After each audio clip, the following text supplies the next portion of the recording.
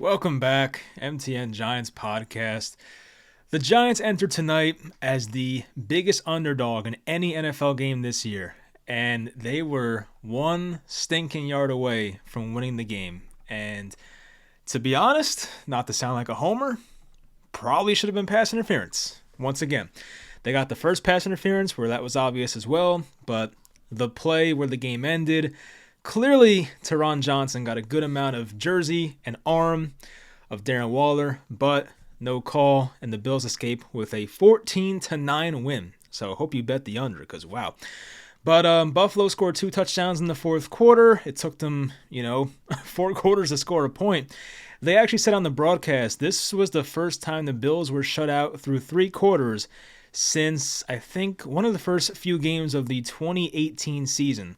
So, with Josh Allen playing the way he has in recent years, that Bills offense is always putting up points. So what the Giants offense did, or the Giants defense did in the first 3 quarters was tremendous. And even in the fourth quarter, I feel like a lot of it was just Josh Allen playing at this superhuman level and making plays that only him and honestly, Pat Mahomes, probably the only guys that make those plays. That one touchdown throw he had to that random tight end, that is just, nobody makes that throw. There's 2 guys on the planet that probably make that throw. Maybe 3. Maybe Herbert, but that's still a maybe. 2 guys for sure.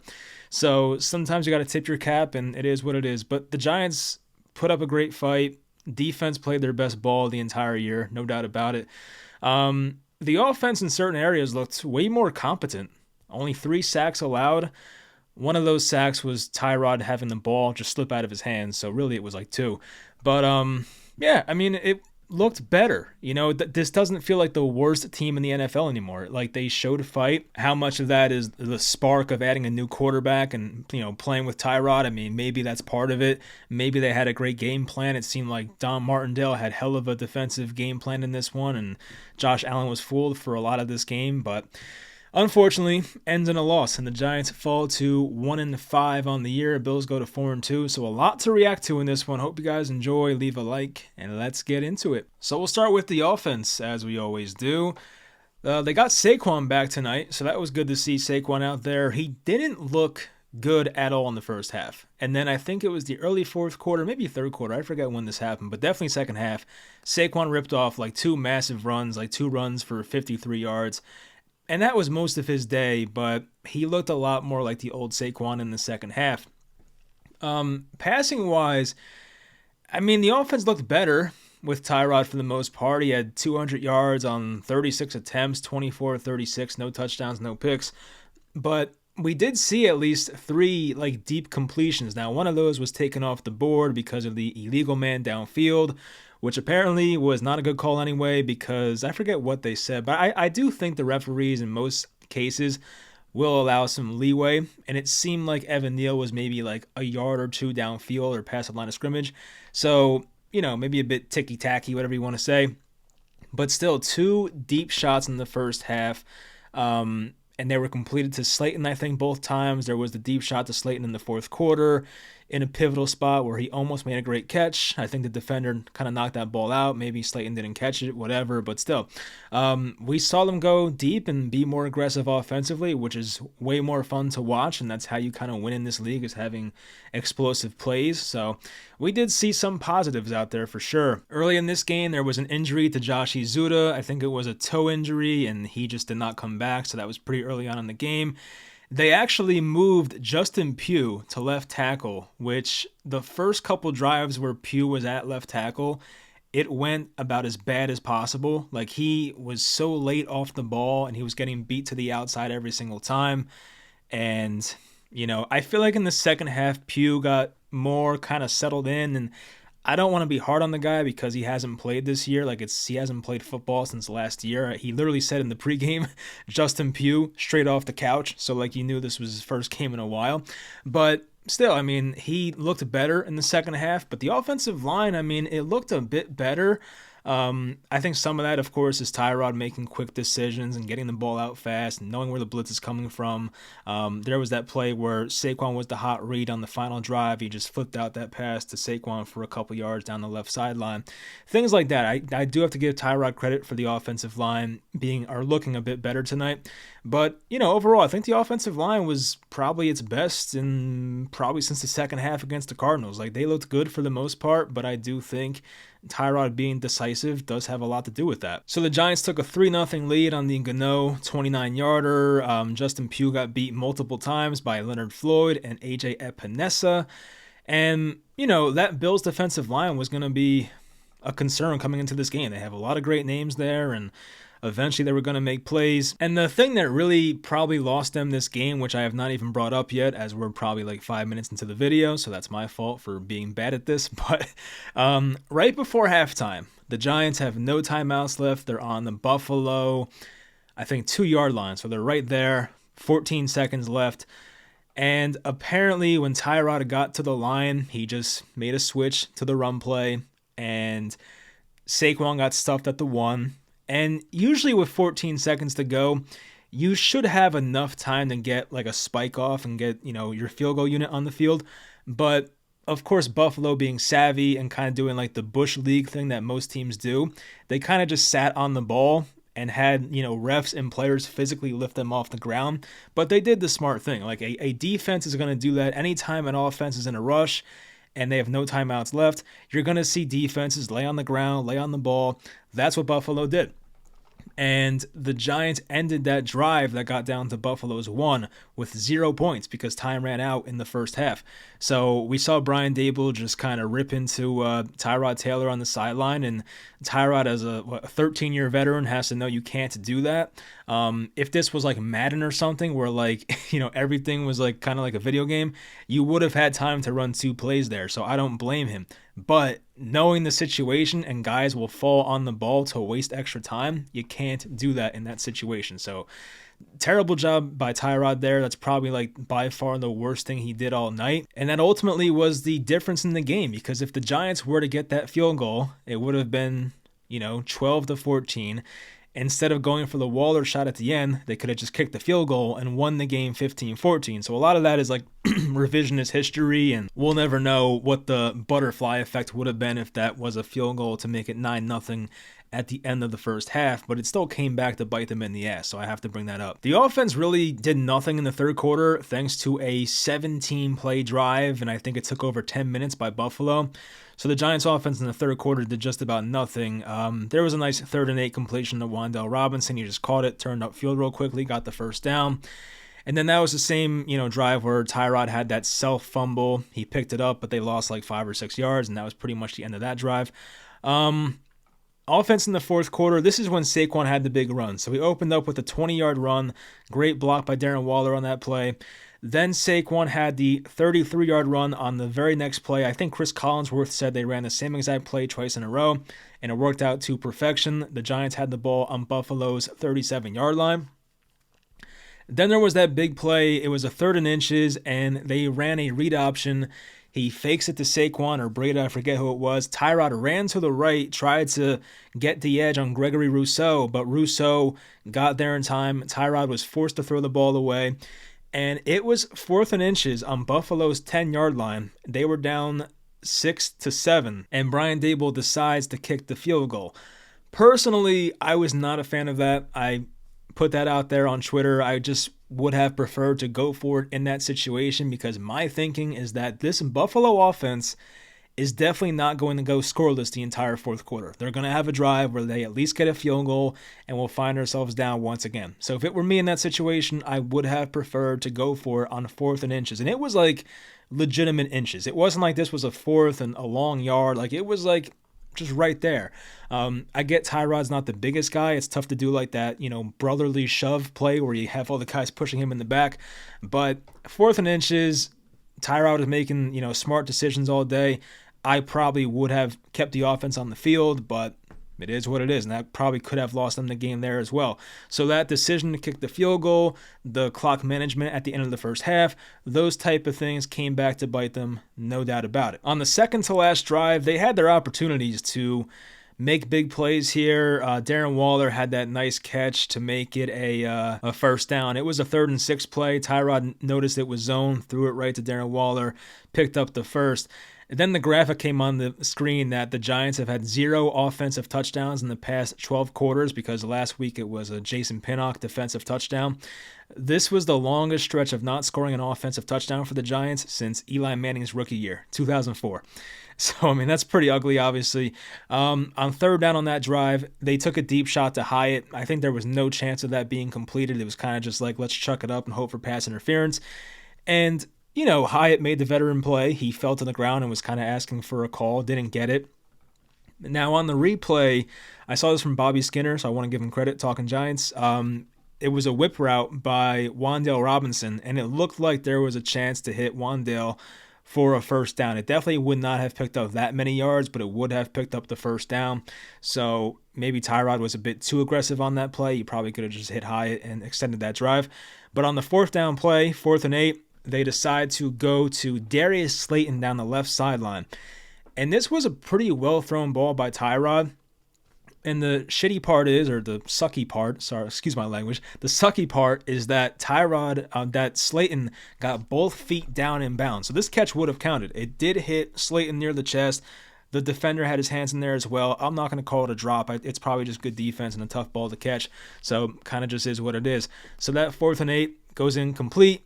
The Giants defense, they were able to get another stop. And it kind of reminded me of the Wes Welker play in Super Bowl 46, 2011, well, really 2012, February of 2012. And Wes Welker, of course, dropped that pass from Tom Brady. It was a little high. You guys know how it went. He dropped the pass, and it gave the Giants extra life and a chance to come back and win the game.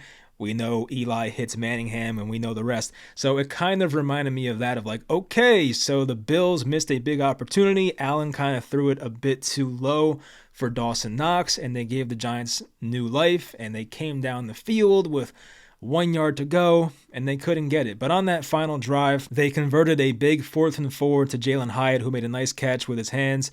Tyrod stepped up in the pocket, made a nice throw. He just ripped it in there to him. Tyrod ran out of bounds with 2 seconds to go, so that kind of gave me a heart attack because he had to beat a defender to the edge, and I'm like, oh my God, if he gets tackled in bounds and also had the blunder before halftime, like Tyrod probably would have been like crapped on the entire week for his horrible clock management and like just knowing what's going on in the game and knowing the situation. Luckily, Tyrod got out. So it was pretty obvious. I was about 90% sure that it was going to be a seam route to Darren Waller. You get Darren Waller for situations like this. That's exactly what they do. Waller has a defensive holding against him, and of course the Giants get the ball on the 1 yard line. So when this play happened, Tyrod went under center, and I didn't like that. I think they were trying to sell that they were going to hand it off to Barkley, which probably would have pissed me off because I feel like aside from those 2 runs in the early 4th quarter by Barkley, and I guess there were a couple runs after that, but for the most part, the Bills' run defense was very stout the entire night, which is kind of like weird because that was the one deficiency of this defense heading into this week. We saw what Travis Etienne did to them last week. But Tyrod goes under center. He puts up a pretty nice ball for Darren Waller, a place where the defender couldn't make a play for the most part, and the only thing he could have done was hold on to Darren Waller, which he did. Now, this is kind of where home field advantage may matter because I feel like home field advantage is kind of overrated these days. But for a ref in that situation, I feel like a ref is way more likely to throw that flag on the final play at a Giants home game as compared to a game in Buffalo. I could be, off with that. Like maybe I'm just being kind of dramatic about it. But I do feel if this game was at MetLife, you may get that call as compared to being in Buffalo where, you have those crazy fans and you're going to get booed like crazy. You're probably not going to throw that flag in that situation. So we saw this last year. I can't really use that example because the Giants were on the road that game, but we saw this last year with Darnay Holmes, and I forget if it was Terry McLaurin. The game against Washington last year in Washington, there was a clear, pass interference. It wasn't called, but it was a road game, so my narrative doesn't fit there. But you guys know what I mean. I feel like if you're a ref, it's human emotion. Like you don't want to throw a flag in that situation if you think it's a little too iffy. And when you go back and watch the replay, yes, there was defensive holding, there was jersey tugging. You heard the broadcast. Chris Collinsworth said that when these refs see a jersey pull, you're supposed to call pass interference. But unfortunately, in that situation, it was not called, and the Giants go home as losers. So, it is what I don't want to say they're losers. They played their hearts out tonight. Like, I can't be that mad about it. You were damn near, 16-point underdogs. So they played really well, but just a lot of missed opportunities and beating themselves. If you're a fan that is an advocate to tank, this was probably the perfect game for you. It was exciting. It came down to the wire. The Giants still lost, but I found myself in the end wanting to win that game. Now, I'm a person that, I'm a big picture guy. I don't mind tanking when it's necessary. But I even found myself really wanting to win that game at the end. But unfortunately, that's just not how it went. So now we'll touch on the defensive side of the ball, where they were amazing the entire day, basically. First off, gotta give a shout out to our biggest offseason signing, and that was Bobby Okereke. He was tremendous tonight. He had 8 solo tackles, 3 assists. He caused 2 turnovers. He had the forced fumble on Gabe Davis in the first quarter. He also had the interception that was tipped up, and Micah McFadden was right there to be on the receiving end of that. So Okereke was worth every single penny tonight. And even last week, he caused 2 turnovers in the Dolphins game. He was the guy that I think caused the pick 6. He also got an interception on Tua last week. So, this man basically has 4 turnovers in the past 2 weeks. I mean, that's what else can you ask for from your, best linebacker? And honestly, yeah, he's probably the best Giants linebacker in a very long time, probably since that half a year that John Beeson was playing at a very high level back in 2013, whenever the hell that was.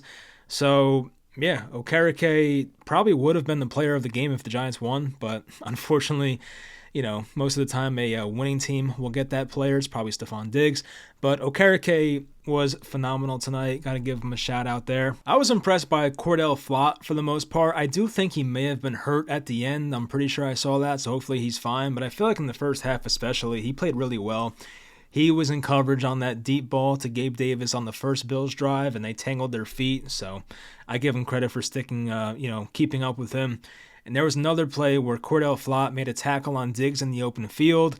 So, Cordell Flott is a very skinny guy, but I feel like he's been making some really good tackles this year. He's been making some good open field tackles, which a lot of times for a skinny corner, not much meat on his bones, that's going to be the knock on a guy like that is oh, can he tackle? But it seems like so far Cordell Flott's having no problems with that. Deonte Banks in the second quarter made a very savvy veteran play on Stephon Diggs. Josh Allen rolled out, threw a deep ball. And I feel like most corners probably hold in that situation. Deonte Banks just trusted his instincts, didn't hold. The pass fell incomplete, so Deonte Banks made some nice plays. Dexter Lawrence had a couple of nice pressures. There was the one play where he had the pressure, and Okereke had the roughing the passer, which, my God, don't get me started on that. That was horrible. I mean, if that's roughing the passer, you probably just might as well put 2 flags on the quarterback and just take the flags off of them and just play flag football, because that's ridiculous. I understand protecting the quarterbacks. Josh Allen is a guy who will draw plenty of attention, jersey sales, dollars. I get all that. But Okereke literally just hit him in the arm and pushed him over. There was nothing that was, quote-unquote roughing in that situation. Just a terrible call. Gave them a first down. I think Allen left the game for 2 or 3 plays, and the other Allen came in. Is it Kyle Allen, the former Washington Commanders dude or football team at the time? So that guy came in for a couple plays, but just an awful call in my opinion. Okereke had another big pass breakup. It probably would have saved a 20-ish yard catch and a first down from Stephon Diggs. I believe that fell incomplete. Okereke also had that big run stop on 3rd and 1. I do think it was a first down in the end, but a really good run stop on Damian Harris, who unfortunately did get hurt on that play. I have not heard anything yet, but I hope he's okay, because that stuff is scary, of course, leaving on a stretcher. Third quarter defense, I mean, there was the big drive by the Bills. I mentioned that before, the 17-play drive. Kayvon Thibodeau just missed a sack on one of the first plays of that drive that probably would have made it a 2nd and 20. And that's why they say it's a game of inches. Every play can change the outcome of a game. Because let's say Kayvon gets that sack and it makes it a 2nd and 20 we'll assume that, okay, maybe the Bills are forced to punt, and that takes away the entire 17-play drive. And Kayvon even almost had another sack on Allen, but Allen was able to avoid that and run for about 5 yards. So Kayvon was beating his guy to the edge, but couldn't get home, so that was unfortunate. The first play, he definitely should have got him. I feel like Kayvon had just a clear shot on Josh Allen. He's so elusive. He's so good in the pocket, maneuvering, pass rushers, and he's one of the best at it. But Kayvon was right there. Wish he was able to get that tackle. There was that play where the Giants brought pressure. I think Isaiah Simmons got close to a sack, but Allen made that crazy throw to Diggs where it looked like he threw it 100 miles per hour right in Diggs' chest, and he made a great catch in traffic. Then there was the big brawl that just happened out of nowhere. I don't know what the hell happened this play. It seemed like, was it Ed Oliver? I forget who it was now. Okay, I just wanted to get the names right. So it was basically Kayvon Thibodeau against Deion Dawkins at first, and then it was like Spencer Brown versus Dexter Lawrence / Leonard Williams. It was a whole big thing. I believe 5 personal fouls were giving out on that play to all those guys. And it was weird. Kayvon was on his back and just kicking his legs at Deion Dawkins. Like, it was a weird situation. It was kind of like an MMA fight or something. But, it was nice to see some fight from those guys. Like, the Giants definitely came into this game motivated. I think on the very first kickoff, there was like a brawl, not like a whole brawl, but like, some guys getting into like a skirmish.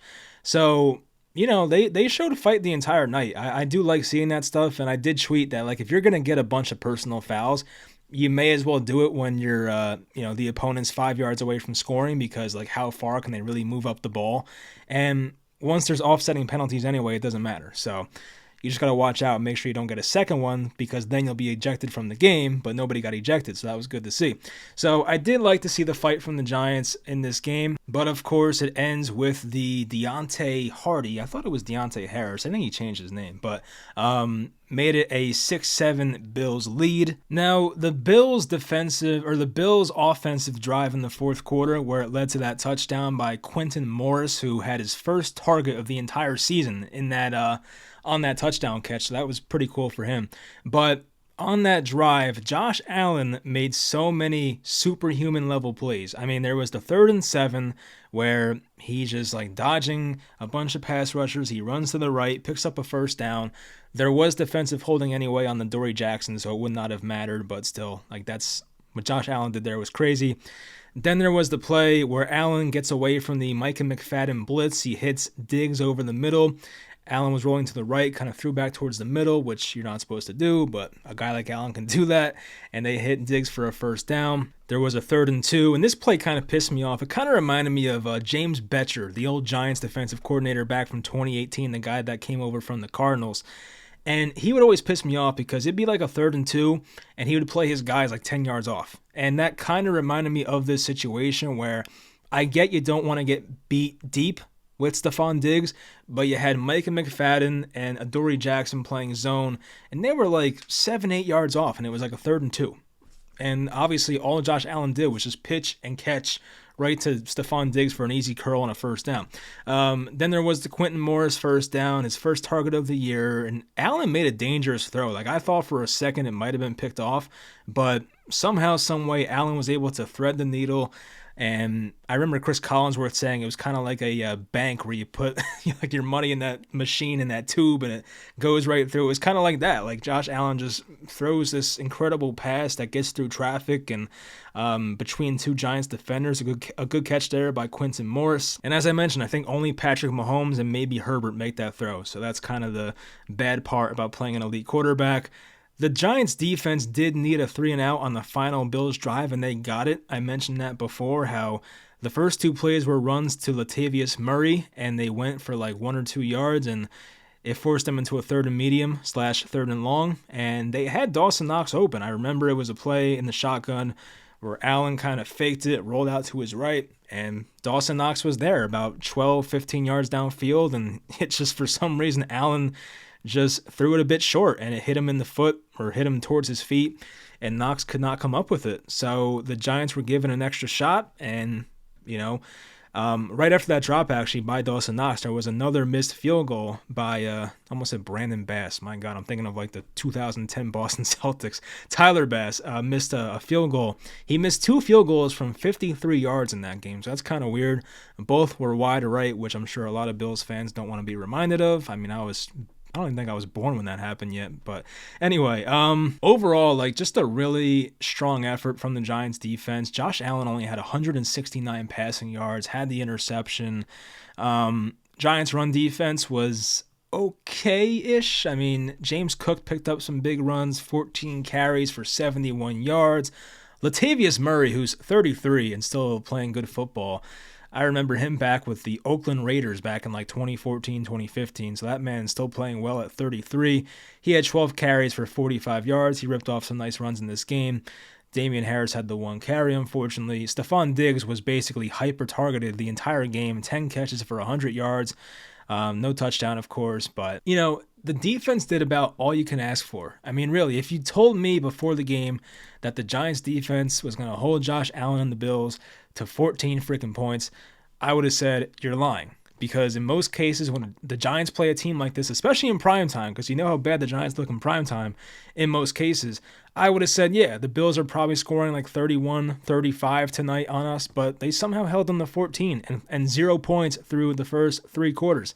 So honestly, like, I'm impressed and I was happy with what I saw for the most part. Just unfortunate that the great defensive effort did not result in a win. I guess I'll touch on this now because I'm sure this will be a debate in the comments and probably throughout New York sports radio and whatnot, but will there be a segment of the fan base that wants Tyrod Taylor to start next week against the Commanders? Now, personally, it doesn't matter to me because I feel like the season's over anyway. You're 1-5, so like at that point, you may as well play the guy making the most money, which is obviously Daniel Jones, and he's much younger.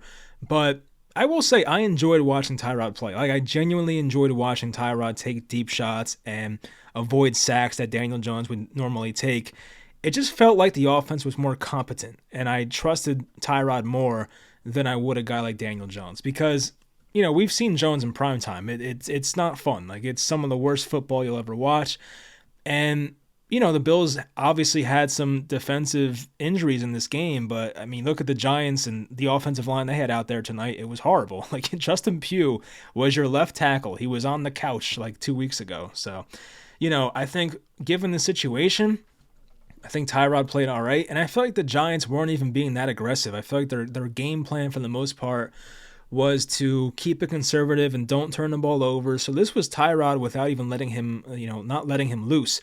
So I feel like he played okay. And, Saquon Barkley had 93 rushing yards on 24 carries. God, I did not realize it was that many. But, Darius Slayton had a couple of nice long catches, and Jalen Hyatt would have had a long catch if it wasn't for that stupid illegal man downfield.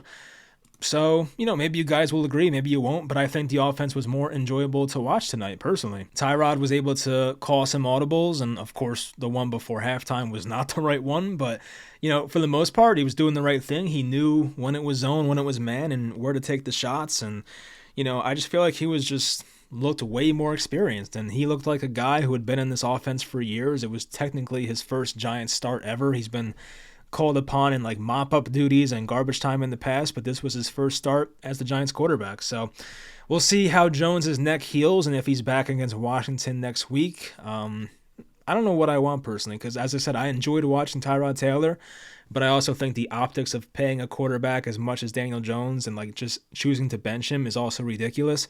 So as much as I hated the Daniel Jones contract, you can't give up on him after 5 games. So I think we have our answer. We probably know he's not the guy, 2 or 3 years from now. He'll probably be back here next year.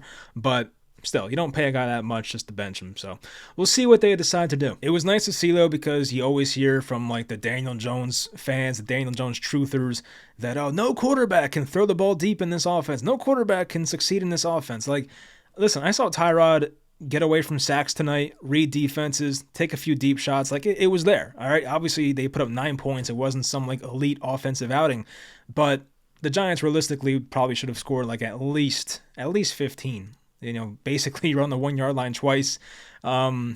it could have been somewhere in the 20s. Like they could have had a nice offensive game today, just didn't execute when it mattered most. And some of that was the non-call on the Darren Waller pass interference play. But still, I thought Tyrod proved tonight that you can operate in this offense. It's not as bad as a lot of the Daniel Jones truthers want to make it out to be. Like the Giants only took 3 sacks tonight. And what were the sack totals the past few games? Like 12, 8, 7. Like it's crazy. So they only took 3 sacks tonight, and as I mentioned, one of those was the play where Tyrod had the ball just fall out of his hand. So it really was like 2 sacks. So he was able to get away from pressure.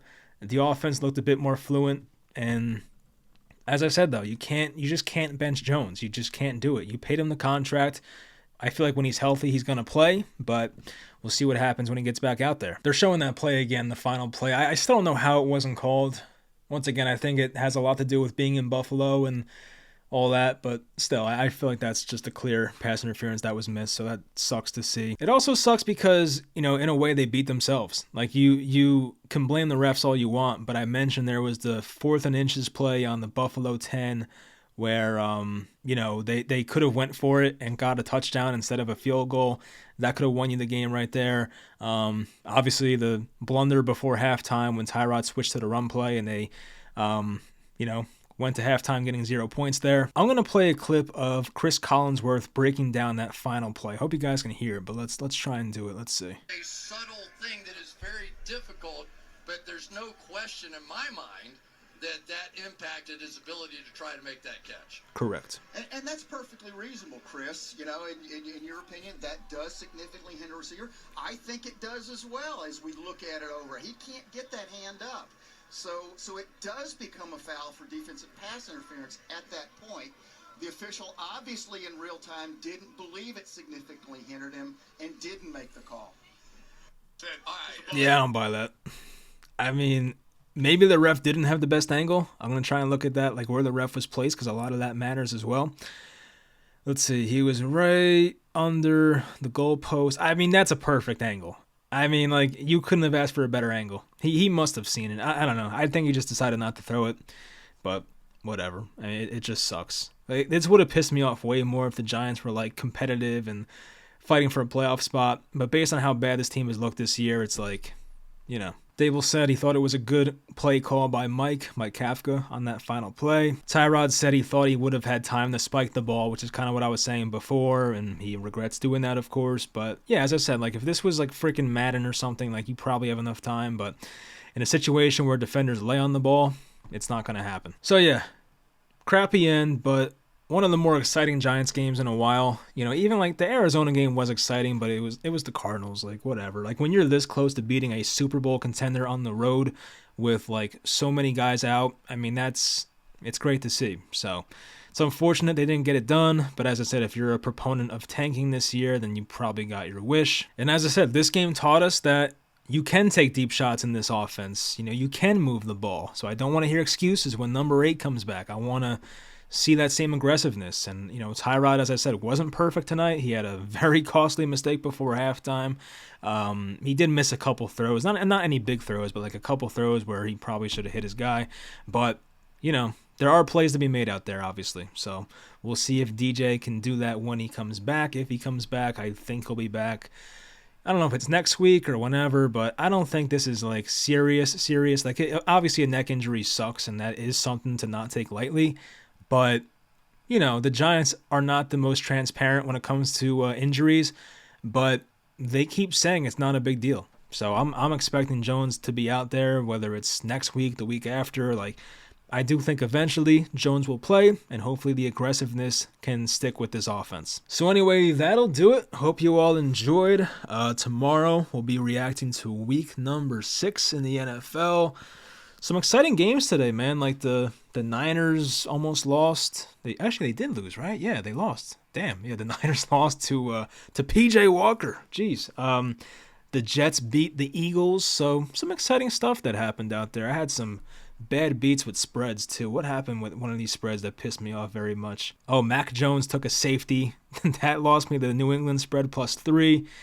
And even Devontae Parker dropped a well-placed ball by Mac Jones as well. I took Giants plus 15, so hey, that's a big brain play by me right there. Also, Seattle plus 3, they lost by 4, so that sucks. But anyway, yeah, we'll talk about all that tomorrow. Hopefully you stay tuned. Hope you guys enjoyed this video, podcast, and I'll talk to you guys next time.